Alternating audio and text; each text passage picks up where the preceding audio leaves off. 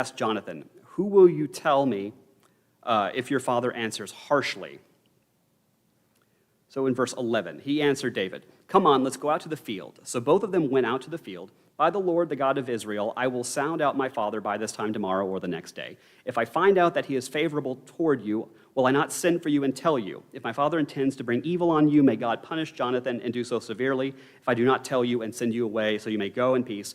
May the Lord be with you, just as he was with my father. If I continue to live, treat me with the Lord's faithful love. But if I die, don't ever withdraw your faithful love from my household, not even when the Lord cuts off every one of David's enemies from the face of the earth." So this is a rather profound statement, right? This is Jonathan talking. And he's basically saying, I'm going to investigate. I'm going to look into all this. I'm your friend. And some are saying that this is where Jonathan, that at some point it seems Jonathan has acknowledged that David is going to be the next king. Some have said that it was earlier when they made the first covenant. Some say it's here. Now he's making another covenant. I'm not really sure. He is saying that regardless of what happens with my father, right, your household, my household, we're friends, right? We are bound by blood, basically. And so regardless of what happens with Saul, whatever happens with our other enemies, right, we are together on this. And he's making a covenant with David here that his family and David's family are going to be allies, and they're going to look out for each other. Because so whatever happens with me, what happens with my father, you have to promise me to take care of my family. Now, this is rather generally associated with David taking care of Mephibosheth in 2 Samuel. I'm not the biggest fan of David. I've already said that a couple of times. I don't believe David ever actually honors this promise, because David's kind of a liar, and he lies a bunch of times. So I think that this is one of the great tragedies with David, is he doesn't actually honor this promise. If we ever get to 2 Samuel, we'll talk about that more. But yeah, Jonathan is an incredibly tragic figure, and it is sad that things go downhill very quickly from here. So in verse 16, then Jonathan made a covenant with the house of David, saying, "May the Lord hold David's enemies accountable." Jonathan once again swore to David in his love for him, because he loved him as he loved himself. So it seems like they are renewing their covenant of friendship, their covenant between their families. This may have some connection to Genesis 24, or because there we have an actual description of the covenant ritual, where Abraham makes a covenant with his servant when he goes to get a wife for his son. And here we're told that he has to place his hand under Abraham's thigh, which we have no idea why they're doing this. It's a very weird part of the ritual, and in all of the artwork I've ever found, it only shows the servant putting it on Abraham's knee, like as a sign of affection. Why the hand goes under the thigh? As far as I know, there's no explanation or description of this anywhere else, but this is at least part of the ritual back in Genesis. Whether or not it's what they're doing presently is unclear. But we do have examples of this sort of covenant making on an individual level, right, between two parties. So in verse 18, then Jonathan said to him, "Tomorrow is the new moon. You'll be missed because your seat will be empty. The following day, hurry down and go to the place where you hid on the day this incident began, and stay beside the rock Ezel. I will shoot 3 arrows beside it, as if I'm aiming at a target. Then I will send the young man and say, 'Go and find the arrows.' Now if I expressly say to the young man, 'Look, the arrows are on this side of you, get them,' then come, because as the Lord lives, it is safe for you and there is no problem. But if I say to the youth, 'Look, the arrows are beyond you,' then go, for the Lord is sending you away. As for the matter you and I have spoken about, the Lord will be a witness between you and me forever." So David hid in the field. I guess I don't have it. This language of you and me, the Lord between us, this is very reminiscent of Laban and Jacob when they make the promise together when they finally part. But the description of what Jonathan seems to be describing is that David's going to go hide by some big boulder, a boulder that's large enough and unique enough that it can have a name, right? So they can say, this is the boulder, we both recognize where it is. Maybe it's a place that Jonathan would go to regularly. He says he can go do archery practice. Maybe this was a place that was regularly used for that purpose. It's unclear. We have no idea where this is properly. I mean, as far as I know, no one's figured it out, so it's just some field. And David's going to hide by this rock, right? It's big enough, obviously, that a human can hide behind it and no one should see him. So it seems like what's going to happen is Jonathan's going to do his archery practice, and he's either going to intentionally shoot short, miss it, in front of it, or he's going to shoot past the target. And if he shoots short, right, the arrows fall in front of it, then that means everything's safe, you can come back. But if he shoots past the target, I guess assumingly regularly, then that's an indication that you got to run away, that it's not safe. I'm not sure why he would need to hear what Jonathan says to his attendant, because it seemed like it'd be rather obvious, right? If you're either shooting past the target or in front of the target, you could see from what he does what's going to happen. So in verse 24, at the new moon, the king sat down to eat the meal. He sat at his usual place on the seat by the wall. Jonathan sat facing him, and Abner took his place beside Saul. But David's place was empty. Saul did not say anything that day because he thought something unexpected has happened. He must be ceremonially unclean. Yes, that's it. He is unclean. So I believe we've talked about this before. There's a difference between being clean, unclean versus sinning. Clean, unclean has to do with just regular routine behaviors. Pretty much anything could make you unclean. I was teaching a youth kind of Bible study, and a question came up about certain male behaviors, about whether or not it was a sin. And I said, well, the Bible doesn't actually describe it as a sin, but it does say it can make you unclean. And then there was the brother of the youth pastor, the acting youth pastor. And he kind of got upset, and he goes, well, being unclean is a sin. I said, no, it's not a sin, because women having their period is unclean, puts them in an unclean state. Women giving childbirth puts them in an unclean state. I said, would you say that women are sinning when they do these things? And this poor brother, I thought his head was going to explode because he didn't know how to respond to that. Almost anything can make you unclean. Jesus routinely becomes unclean, mainly because he's hanging out in dirty areas, he's dealing with the poor, he's letting poor people touch him, all of which makes him unclean. And then once you're unclean, you have to go and bathe, you have to put on clean clothes, and then you have to go to a priest, and then the priest looks you up and down, and then he goes, okay, you're clean. And then once you're clean, you can then go back and participate in polite society, which involves going to meals, the ceremonial meals, and go to join in the festivities and whatnot. But while you're unclean, you can't hang out and take part in all the ceremonies and festivals and so on and so forth. One reason why you might be unclean is sex makes you unclean. So if David's young and he has a new wife, it's quite possible he's having sex, and that would make him unclean, which means he wouldn't be able to take part in all the festivals and ceremonies. So just because he doesn't show up at this first dinner, which seems to be a fancy official meal where you have to be clean to participate, just because that's going on, it wouldn't be unusual for someone not to show up because they're just in a state of unclean. So then in verse 27, however, the day after the new moon, the second day, David's place was still empty. And Saul asked his son Jonathan, why didn't Jesse's son come to the meal either yesterday or today? Jonathan answered, David asked for my permission to go to Bethlehem. He said, please let me go because our clan is holding a sacrifice in the town, and my brother has told me to be there. So now, if you are pleased with me, let me go so I can see my brothers. That's why he didn't come to the king's table. So it seems like what happened is the previous meal was some sort of, because it was the new moon, was a special event, which is why Saul just explained it away. Well, he's unclean, so he can't come, right? But this seems to be a regular meal where you don't necessarily have to be clean to participate, because if you had to be clean to go to every meal, you'd never eat, right? Because you're constantly getting into a state of unclean. And this is a problem in the New Testament period, because people are literally taking multiple baths a day because they keep getting unclean. It gets ridiculous.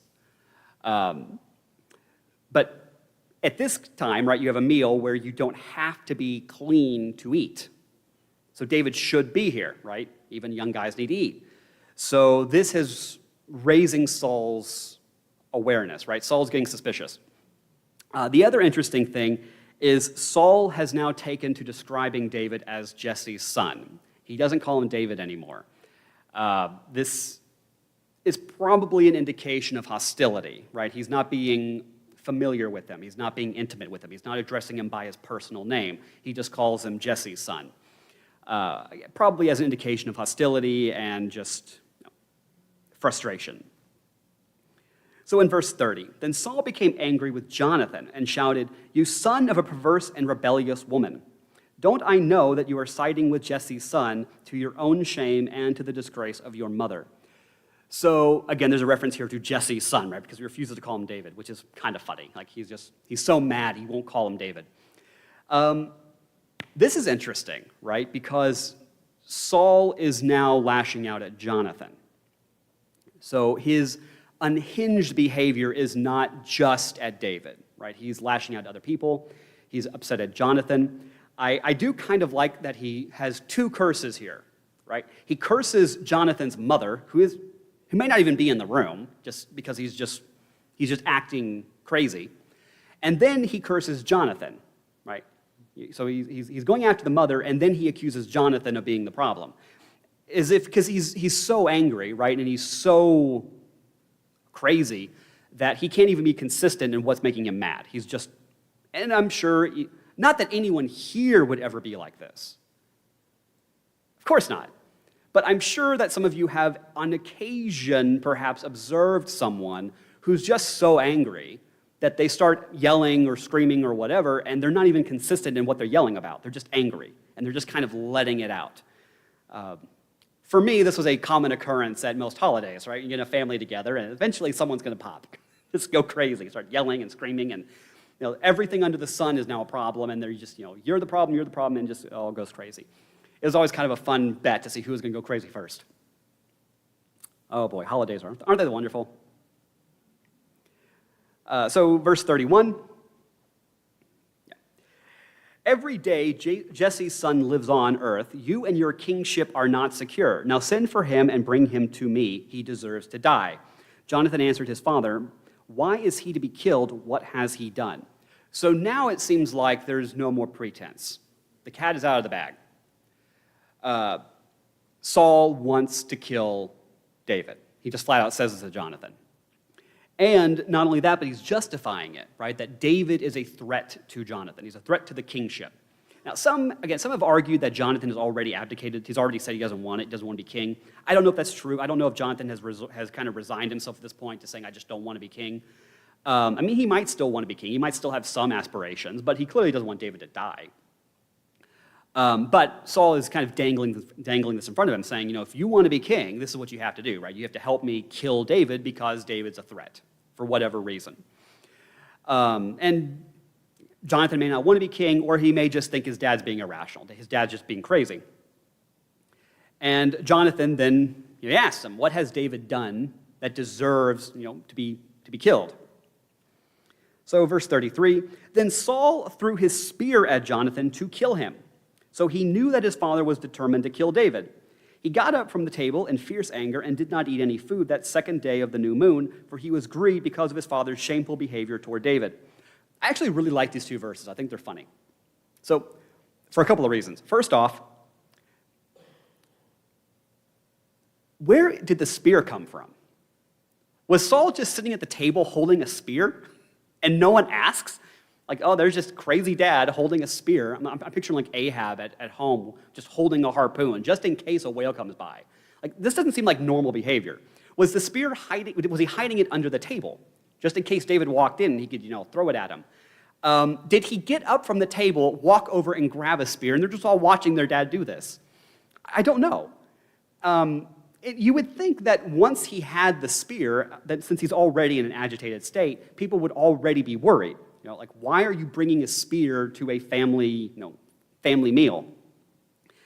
This is like, some weird story where the crazy grandpa just grabs a shotgun for no reason. Like, oh, there's just granddad holding a shotgun while we're having a meal together. That's usually not a good thing, right? You don't want dad or grandpa to just have a gun at the table normally, right? Especially when you're having a nice, peaceful family meal. And especially when you know that this figure he's got a few bricks missing of a load, right? And I love that he throws the spear at Jonathan, And Jonathan waits until after his dad has thrown the spear at him to say, well, if you're going to be uncivilized, might as well get up from the table. Like, he doesn't run when his dad gets the spear. He waits until after his dad tries to kill him to leave the table and to make the point that he's, fine, if you're going to be this way, then I'm just not going to be with you. I'm not sure I'd be that calm about this if my dad just all of a sudden grabbed a weapon and tried to kill me. But this certainly seems to confirm for Jonathan that, yes, his dad is officially crazy, and yes, his dad is serious and wanting to get rid of David. So verse 35, in the morning, Jonathan went out to the field for the appointed meeting with David. A small young man was with him. He said to the young man, run and fire and find the arrows I'm shooting. As the young man ran, Jonathan shot an arrow beyond him. He came to the location of the arrow that Jonathan had shot, but Jonathan called to him and said, the arrow is beyond you, isn't it? Then Jonathan called to him, hurry up and don't stop. Jonathan's young man picked up the arrow and returned to his master. He did not know anything, only Jonathan and David knew the arrangement. Then Jonathan gave his equipment to the young man who was with him and said, go take it back to the city. So presumably, right, because it says that they just did what the agreement was. He takes him to the agreed upon spot, assuming David is hiding by the rock or whatever, and Jonathan shoots the arrow and tells the man to go run and that the arrows are beyond the rock. David's watching this. He doesn't really need to hear anything. He can observe, because of the agreement, that since Jonathan was shooting far intentionally, that obviously something has gone wrong in the arrangements. So verse 41, when the young man had gone, David got up from the south side of the stone Ezel, fell with his face to the ground, and bowed 3 times. Then he and Jonathan kissed each other and wept with each other, though David wept more. It is curious that if they were going to meet up anyway, why they needed to have all the signals and whatnot, but they still met up, and I assume that they talked it over a little bit. We've already talked about their affection for each other and that there's not necessarily anything indecent about it. In verse 42, Jonathan said to David, go in the assurance the 2 of us pledged in the name of the Lord what we said. The Lord will be a witness between you and me and between my offspring and your offspring forever. Then David left and Jonathan went into the city. Oh, this is where I had it. So this is very reminiscent of the agreement between Jacob and Laban. The Lord will be a witness between us and will watch over your offspring and my offspring and so on. So this kind of language we do see, especially in Genesis. So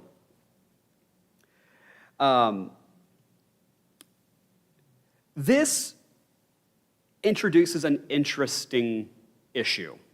I kind of already hinted at this, that beginning around this chapter, we have the problem of basically 2 messianic figures that are now in conflict with each other. And this is pretty much, I want to say just about the only time this happens in Scripture, where we have 2 anointed that are in open odds with each other. And again, it's easy for us to frame it as Saul is wrong because he's gone crazy. That's true, but he doesn't lose his anointed status. And again, I think that this is more than confirmed by David not willing to kill him, because even David realizes that Saul, for all of his insanity and disobedience, is still operating as a representative of Yahweh. And that raises for us an interesting question. What do we do when you have figures that represent the authority of God in our lives and they go rogue? They act in ways they shouldn't. Now, it's really easy for us to talk about Saul because Saul's crazy and Saul's in the wrong and whatnot, and we already have a new messianic figure, a better one with David. The more poignant place to ask this question would be in 2 Samuel, when David starts to go crazy. And there's no other Messiah. There's no one to replace David at this point. But I think the question is appropriate for us. Like, I think we can ask this of churches today. When you have a pastor who goes off his rocker or starts acting disobediently or starts living in sin, and there's not necessarily easy ways to get rid of him. And then what do you do? The model that David gives for us is basically let the Lord deal with it. That it's not, even David as the new Messiah, right, as the new anointed one, even he doesn't necessarily have the authority to just go and kill Saul, right? That's not given to him.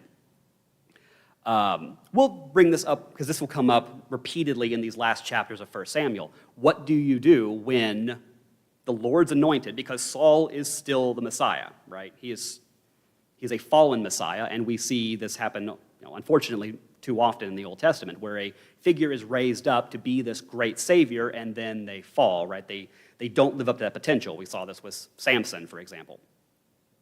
And this is going to become increasingly problematic as we get to the end of 1 Samuel, where Saul just becomes increasingly erratic, increasingly a problem.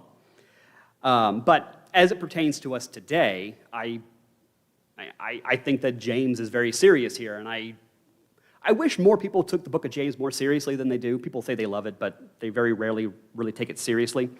But James warns us, right? He says, don't want to be a pastor, don't want to be a teacher, because there is a judgment. I think part of the reason is when you're operating with the power of Yahweh, when you're operating as his voice, and you go off the rails, there's very often not ways to bring judgment upon you. So it's up to Yahweh, right? It's up to God himself to deal with you. And that should scare us. That should scare us a lot, that we can be judged for teaching the wrong things or for leading people in the wrong direction. As we'll see, Saul does not end well, right? And pretty much his whole family ends badly because of all of this. So then in chapter 21, because we're gonna continue a little bit, David went to Ahimelech, the priest at Nob. Now, you may wonder, first of all, where is Nob? And the answer is we don't know where Nob is.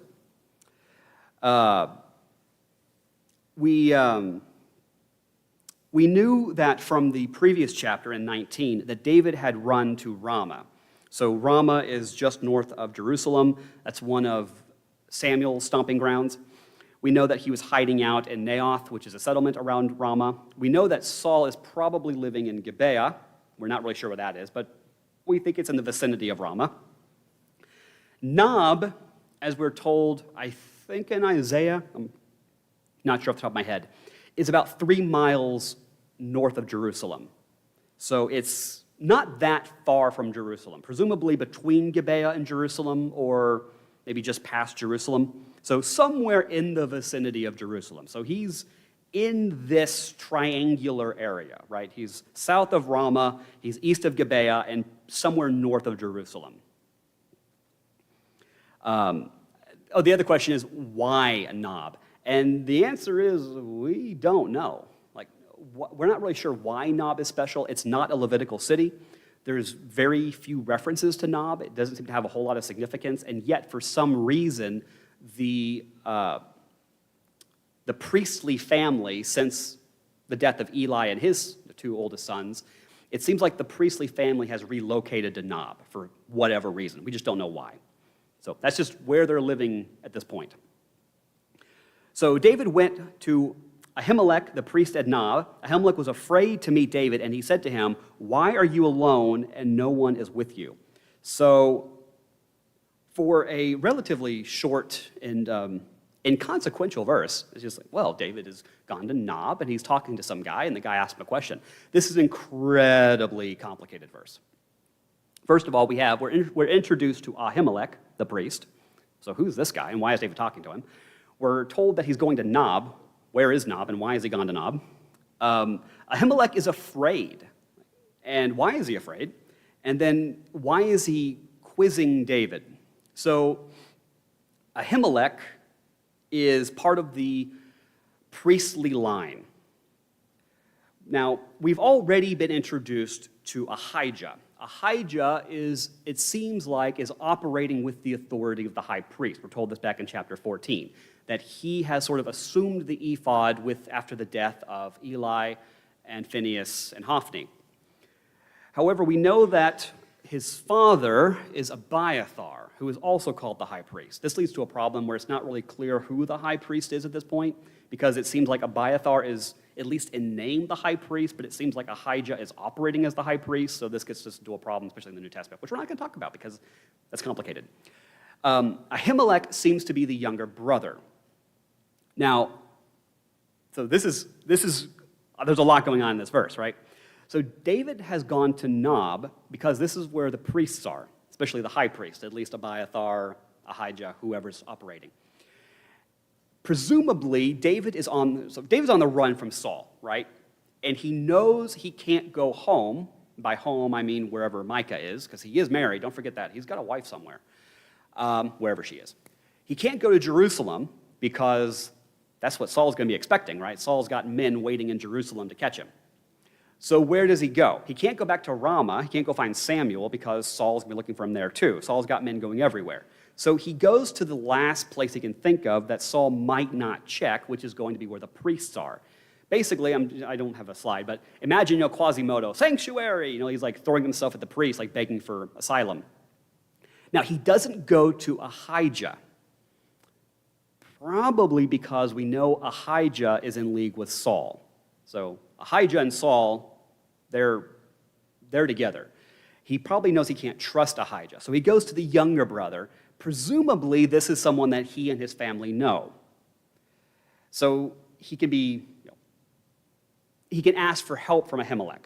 And hopefully, Ahimelech's not going to ask too many questions. Now, Ahimelech, however, immediately is suspicious of David. It doesn't seem like it's a stretch to assume word has gotten out that Saul is looking for David. Now, Ahimelech may not know why, but it's possible that men have come by just saying, we're looking for David. If you see him, let us know. Because again, Nob isn't that far away. And Saul probably has troops everywhere looking for David. They're probably in Ramah, where Samuel is. They're probably in Jerusalem, or not Jerusalem, but in Bethlehem, where his family is. So it's not out of the question that soldiers have come by Nob just saying, hey, we're looking for David. But again, he may not know why they're looking for David. He just knows something is up. And here's David just showing up unannounced, right? And David's not a nobody. David is now a celebrated captain of Israel, right? He's one of Saul's commanders. David has made a name for himself. David can't just disappear. People recognize him. He's too famous. And presumably, David would show up with an entourage, right? He's got his men. He's got, his adoring fans. It's probably unusual for David to just show up like this by himself, probably dirty, probably ragged, and asking for help. Everything about this screams red flag, right? And so Ahimelech asks, what's going on? Why are you here? Why are you alone? Have you come unannounced? There's just all these red flags. Okay, I had this here. So in verse 2, David answered Ahimelech, the priest, the king gave me a mission, but he told me, don't let anyone know anything about the mission I'm sending you on or what I have ordered you to do. I have stationed my young men at a certain place. Now what do you have on hand to give me 5 loaves of bread or whatever can be found? So we already had some red flags. They're just getting bigger and redder. Like, why? Why are you here by yourself?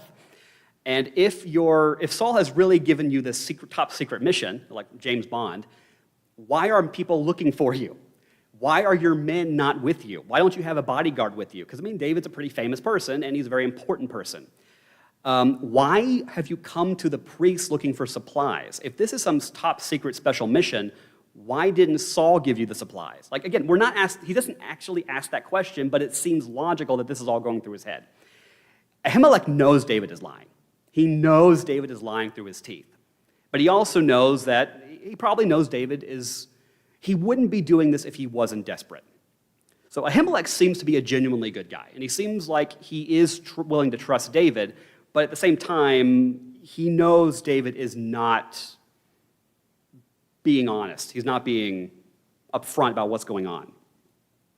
So in verse 4, the priest told him, there is no ordinary bread on hand. By ordinary, we mean non-consecrated.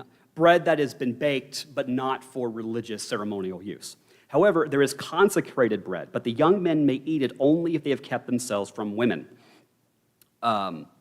So what's going on here is we have a direct reference to the showbread, so the bread that was baked for presentation in the tabernacle, and that can only be consumed by the priestly family. But after some time has passed, it's no longer needed. They bake new bread, and then the family can eat it. Some commentaries have tried to argue that there were provisions in the law that allowed for non-priests to eat.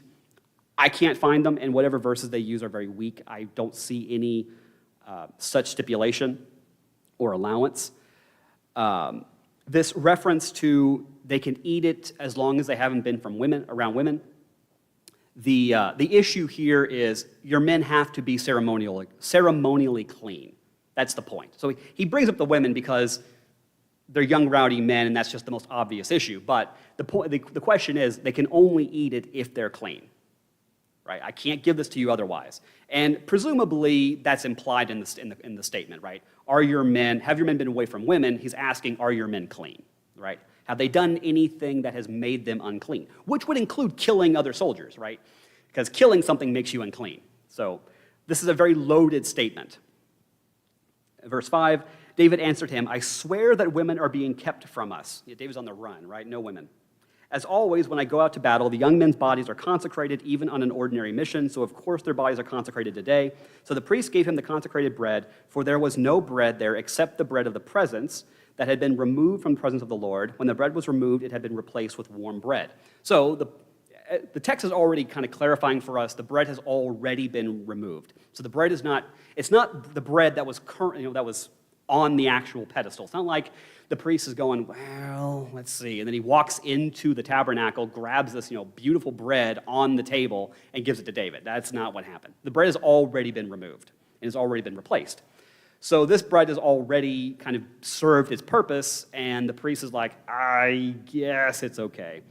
Now, this passage, of course, is most famously referred to in Mark when Jesus talks about how the consecrated bread was given to David when he was on the run. And then Jesus kind of uses this as a allowance that sacred things can be used for unsacred purposes or things that are unconsecrated. It is an interesting allowance that Jesus is making because it's hard to justify it from the Torah, even though Ahimelech is allowing this to happen. Then in verse 7, we have this very, very interesting verse. It's just kind of one-off. One of Saul's servants detained before the Lord was there that day. His name was Doeg, the Edomite, chief of Saul's shepherds. So the assumption here is, because we're not given a whole lot of backstory, we know that Saul's been at war with the Edomites. This has been an ongoing conflict. This guy he's either a prisoner of war who has been forced into service with the Israelites, so maybe some kind of slave. But I think the more standard assumption is that this is some sort of mercenary or some sort of turncoat, someone who has joined Israel. Again, we make these weird, wild assumptions that, well, this is Saul making peace with the Edomites or bringing Edomites into his army. David brought in all kinds of foreigners into his army. Uriah the Hittite being one of the more famous ones because he killed him, took his wife. But the issue here isn't necessarily that Saul has included foreigners into his army or into his service, but that this is, it seems like in the text, this is someone who is loyal to Saul. So David is here talking to Ahimelech, who is giving him comfort, aid, and so on. And there's a guy in the vicinity who is loyal to Saul and who's watching all of this. And the assumption is that this guy is probably going to send word or notice to Saul, and David is keenly aware. Like, David recognizes this guy. He knows he's someone that is loyal to Saul and that he's no longer safe in Nob, right? Because this guy is going to tip off Saul. So then in verse 8, David said to Ahimelech, "Do you have a spear or sword on hand? I didn't even bring my sword or my weapon since the king's mission was urgent." Again, like, I imagine for Ahimelech, all he's seeing are red flags. Like, there are too many problems here. There are too many holes in his story. You're on this top secret mission from Saul. You haven't brought supplies. You're not prepared, and you don't have any weapons. Right. There's clearly more going on that you're just not telling me. So in verse 9, the priest replied, "The sword of Goliath the Philistine, whom you killed in the valley of Elah, is here, wrapped in a cloth behind the ephod. If you want to take it for yourself, then take it, for there isn't another one here." This is interesting. This is an interesting verse. So we talked about Goliath's sword, that it's described as a curved sword. So it's not like a straight, two-edged sword.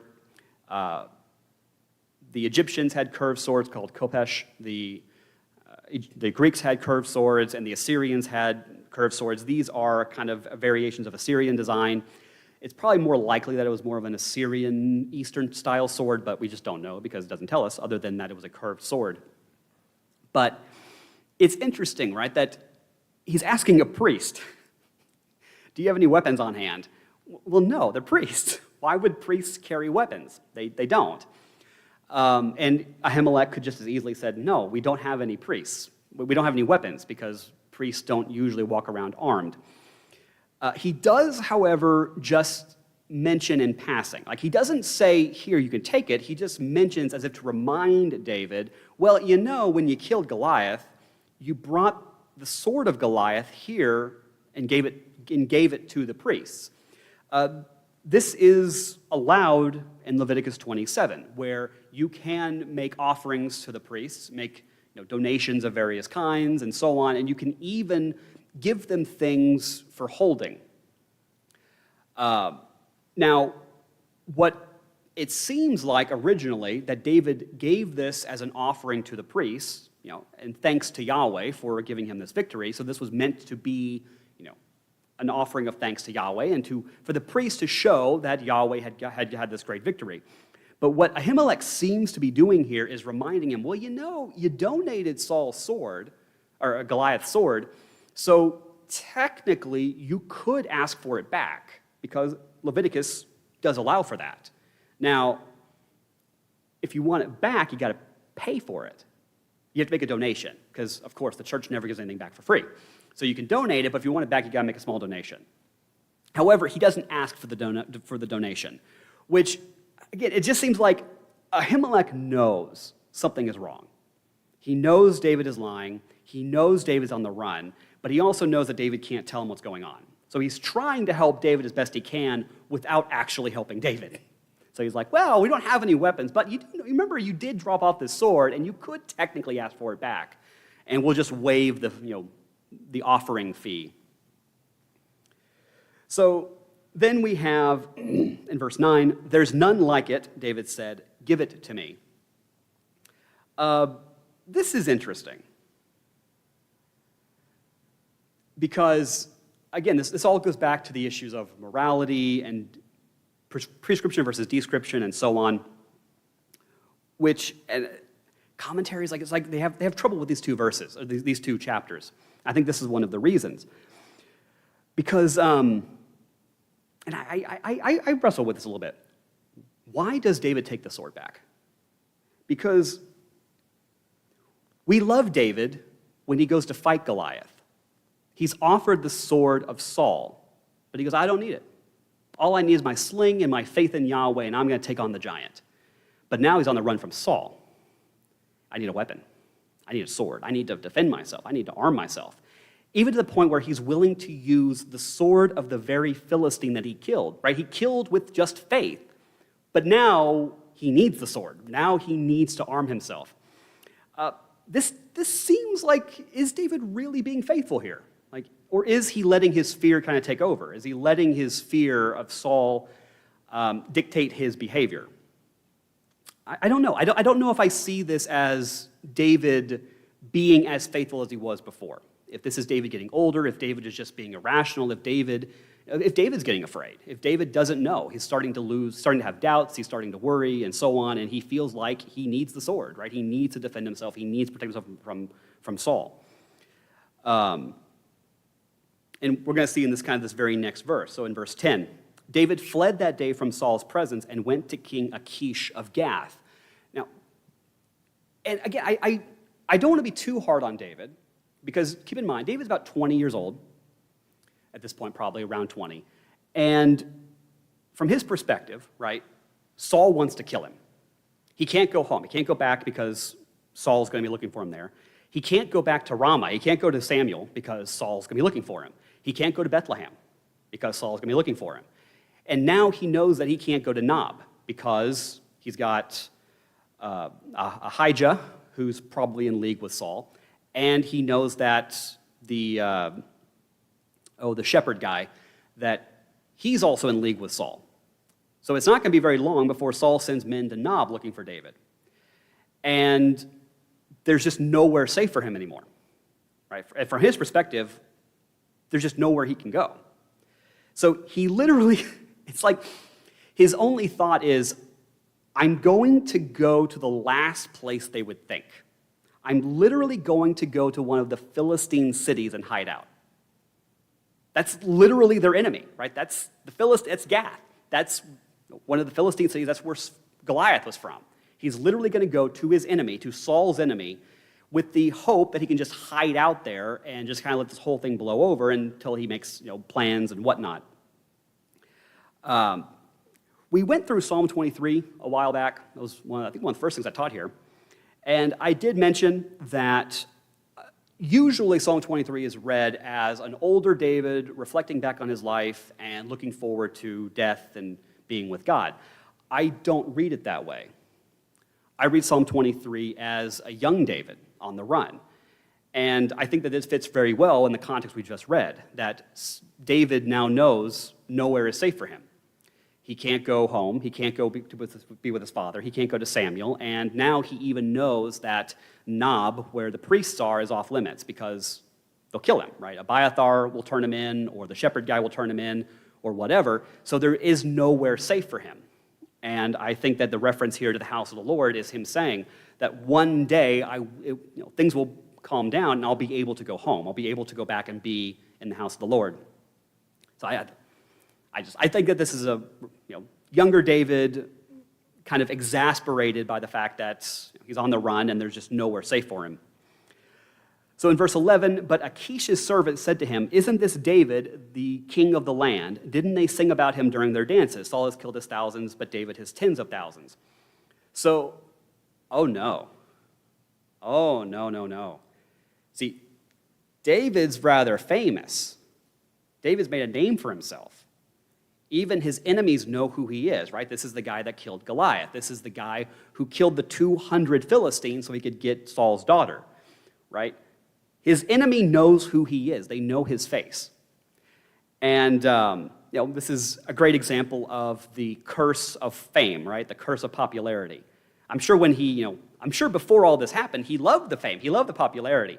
But he's grown so big that even, one of the enemy cities, he thought, well, I'll just sneak in there and I'll hide out and no one will ever find me because Saul would never go looking for me in one of the Philistine cities. The problem is the Philistines recognize him. They know who he is. This just kind of heaps up the problem for David, right? There's nowhere safe for him. He's on the run. Everyone wants to kill him. Saul's looking for him, and now the Philistines know who he is, and presumably they'll want to kill him too. It is funny that they reference him as the king. That David is so famous, and he's made such a name for himself. He's the one that killed Goliath. He's the one who's been leading all these raids, killing all their men. They're just assume that he's in command. Now, whether or not this is literal, they actually think he's the king, or if this is some sort of joke, or they're kind of poking fun at him, it's not clear. But it is funny that they call him that.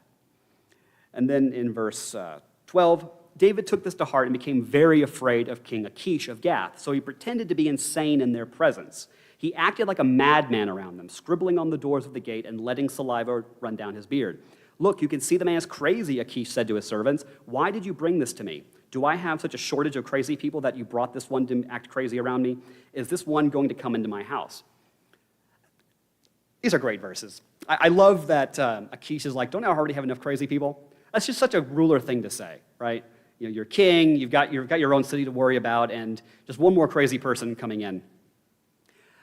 These, again, are an interesting bit of verses, and it seems like commentaries really don't know what to do with these because for just a number of things. So David is clearly at the end of his rope, right? When he found out that Saul wanted to kill him, he went to Samuel because he's like, well, Samuel can take care of me. Samuel couldn't protect him. He knows he can't go home. He goes to the priests, asking for their protection. They can't protect him. And so he thinks, I'll hide out with the enemy. But the enemy wants to kill him. Like, why did he think that was a good idea? And the enemy recognizes him. So in his, just losing his mind, trying to come up with a plan, all he can think of is, I'm going to act crazy, because that's going to work. One commentary, which I thought was rather frustrating and I don't agree with, praise this. It goes, this is David using wisdom and outsmarting the enemy. No, it's not. It's David being desperate. In that same commentary, he compared this to Abraham, outwitting the foreigners. What? And the stories that were cited was Abraham lying to Pharaoh and lying to Ahimelech. But Abraham is chastised for that, right? Abraham, he shows up and he's like, oh, this is my sister, and blah, blah, blah, because he's afraid that they're going to kill him. And then God appears to him and is like, you can't take Sarah because that's his wife. And I love the Ahimelech story, because Ahimelech goes to Abraham. He's like, why did you lie to me? Like, if I had taken her, your God would have cursed me. And Abraham, kind of racist, he goes, well, you're a pagan. I didn't know I could trust you. It's like, you just totally profiled this poor guy. What's interesting about the Abraham story is Abraham assumes that because this guy's a pagan, because he believes in other gods, he can't be trusted, and therefore he has to lie to protect himself, which seems to be an indictment against Abraham, that he's not willing to trust Yahweh. And he does it again, does it twice. But again, it seems to be that Abraham needs to learn to have faith in Yahweh, right? He needs to learn to just trust Yahweh and trust things are going to work out. So I think that these are stories against Abraham. But Abraham, as the story progresses, gains and grows in faith. So it's about him growing. It's not that he was always faithful or always that way, but as he gets older, his faith grows until he's finally given the test to sacrifice his son. So I think that these are stories showing that even Abraham had doubts, even Abraham had problems, and even he did things that he probably shouldn't have because he had fear. And so here we have David, who doesn't know what he's doing. He doesn't know what to do, so he's going to pretend to be crazy. And I think that this is comparable to Abraham, right? He's going to act crazy in order to outsmart the enemy because he doesn't know what else to do.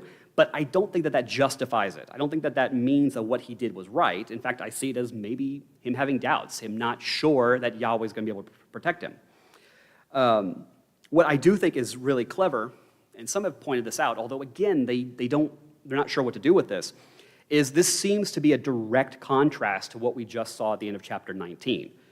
Saul, we know, is being tormented. Saul is literally going crazy. He's going crazy because Yahweh is driving him crazy. And it is obvious that the insanity is inflicted by God, and that in the ancient world, insanity was interpreted as a curse, that the gods themselves were driving you crazy. And I love kind of how one commentary framed it, that Saul is a legitimately crazy person who's pretending to be sane, but he's just doing a bad job of it. Whereas David is a sane person who's pretending to be crazy. And Saul can't help it, right? Saul's crazy, and I think that is probably the one sympathetic thing about Saul, is that he is legitimately going crazy, and we should feel somewhat sorry for him, even though he's clearly in the wrong and he deserves the judgment, that he does deserve it. Whereas David, I think, is showing lack of faith. He's not really sure how else to handle it, so he's dealing it within his own way. And we've seen this time and again, especially with the patriarchs, right? Abraham, Isaac, and even Jacob, right? Trying to overcome situations in their own way with their own means, and often not doing it the right way. So, yeah, I don't think David necessarily is acting well here, but to end on a slightly happier note, this is the context behind Psalm 34, which has the famous inscription, after David's been run out by Ahimelech, he then goes and acts crazy. So eventually this will all resolve itself, right? Because, and I think this speaks, again, this is in part an indictment against David, that he's not being as trusting of Yahweh as he should, because he's just feeling completely in over his head. And who hasn't felt that way, right? Everything just seems to go wrong, and you feel like you're below water, and you don't know what's going to happen. You don't know how things are going to resolve themselves, but eventually they do. And so once David is out of the clear, once everything settles down and he's able to leave safely, he writes Psalm 34, which is a beautiful psalm. It's one of my favorite psalms. So we won't go through the whole psalm, but it begins famously enough. I will praise the Lord at all times. His praise will always be on my lips. I will boast in the Lord. The humble will hear and be glad. Proclaim Yahweh's greatness with me. Let us exalt his name together. So this is what he writes after he leaves Gath, after Yahweh has protected him and preserved him, which, again, I don't think is necessarily justification or defense of David's behavior, but rather that Yahweh was faithful and took care of him despite all that was going on in his life. So with that, I think we'll end for tonight.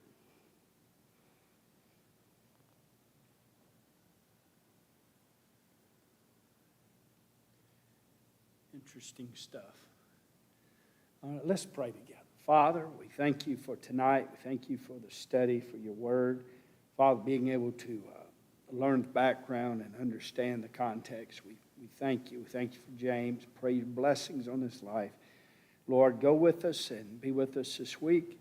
And Lord, help us to be faithful to contend for the faith. In Jesus' name we pray. Amen.